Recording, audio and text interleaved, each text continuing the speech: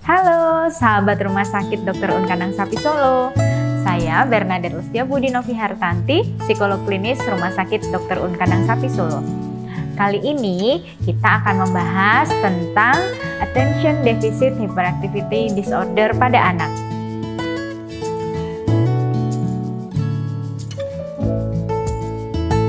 ADHD itu adalah singkatan dari Attention Deficit Hyperactivity Disorder, atau kalau di Indonesia lebih dikenal dengan gangguan pemusatan perhatian dan hiperaktivitas. ADHD ini adalah gangguan pada perkembangan syaraf otak atau gangguan neurologis yang membuat seseorang menjadi kurang perhatian atau kurang fokus, kemudian juga terlalu aktif atau hiperaktif, dan juga impulsif atau terburu-buru dalam bertindak. Kemudian perilaku-perilaku ini berlangsung terus-menerus atau persisten dan berkelanjutan.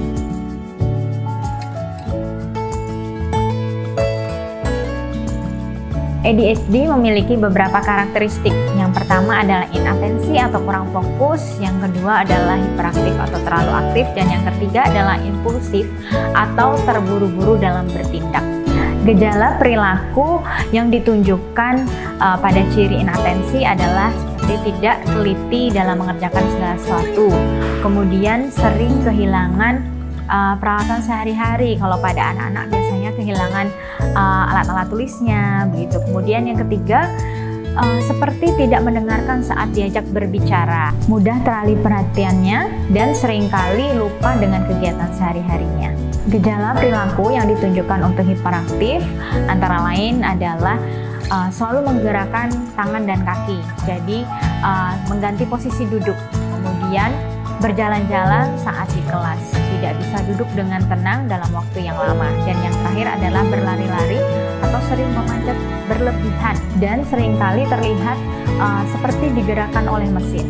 Gejala perilaku untuk impulsif sendiri contohnya seperti sering menyela pembicaraan orang lain, kemudian menjawab pertanyaan sebelum pertanyaan selesai diberikan, dan yang terakhir adalah sulit untuk menunggu giliran seperti mengantri.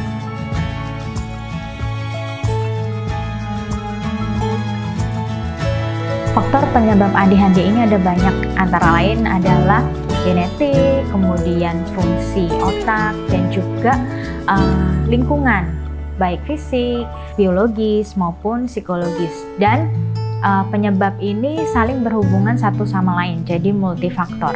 Gejala ADHD sudah bisa terlihat sebelum anak berusia 7 tahun, sekitar usia anak 5 tahun. Namun, untuk penegakan diagnosisnya baru bisa ditegakkan pada usia 7 tahun, yaitu usia ketika anak sudah mulai berproses dalam akademik. Kemudian untuk gangguan pemusatan perhatian dan hiperaktivitas ini sendiri bisa dialami oleh anak sampai dengan dewasa.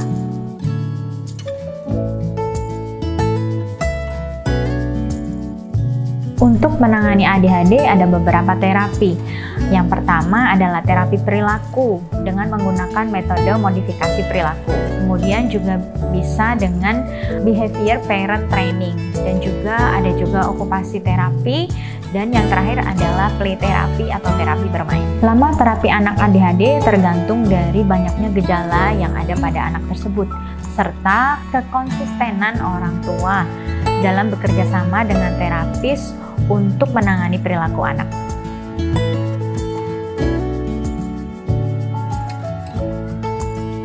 Cara untuk mendeteksi anak yang mengalami ADHD sedang dini adalah yang pertama, apakah anak memiliki kesulitan dalam konsentrasi secara visual, seperti ketika dibacakan buku bergambar, apakah anak bisa mengikuti. Kemudian yang kedua, apakah anak memiliki kesulitan untuk mengikuti aktivitas yang membutuhkan ketekunan, seperti menempel atau mungkin mewarnai. Dan yang ketiga adalah apakah anak seringkali berpindah dari satu aktivitas ke aktivitas yang lainnya secara cepat.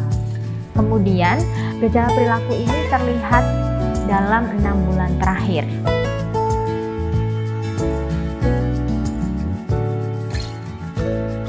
Yang perlu dilakukan jika anak terlihat memiliki gejala ADHD adalah segera konsultasikan dan periksakan ke psikolog agar bisa tertangani dan mendapatkan saran untuk untuk langkah selanjutnya bagi perkembangan anak. ADHD bukanlah sebuah penyakit, tapi sebuah gangguan, sehingga bukan sembuh, namun tujuan terapinya adalah mengurangi gejala pada anak, baik dari segi durasi maupun frekuensi. Jika gejala-gejala ADHD ini dibiarkan, maka akan semakin kuat dan semakin jelas perilakunya. Kemudian akan mengganggu kehidupan sehari-hari seperti kegiatan akademik, sehingga selanjutnya adalah tidak bisa maksimal dalam mencapai prestasi. Kemudian semakin bertambah usia, perilaku ini akhirnya menjadi sulit dikontrol dan bisa menyebabkan biasanya remaja menjadi tidak percaya diri, bahkan bisa menjadi depresi.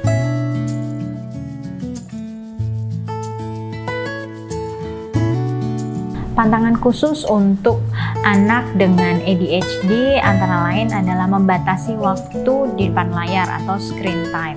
Jadi baik lewat HP, televisi, ataupun laptop. Karena pada saat anak berada di depan layar atau menghabiskan waktu di depan layar, maka akan semakin banyak memproduksi hormon dopamin yang akan mengganggu kematangan fungsi prefrontal cortex-nya, sehingga memicu kesulitan untuk kontrol emosi, kontrol diri, tanggung jawab, dan juga pengambilan keputusan.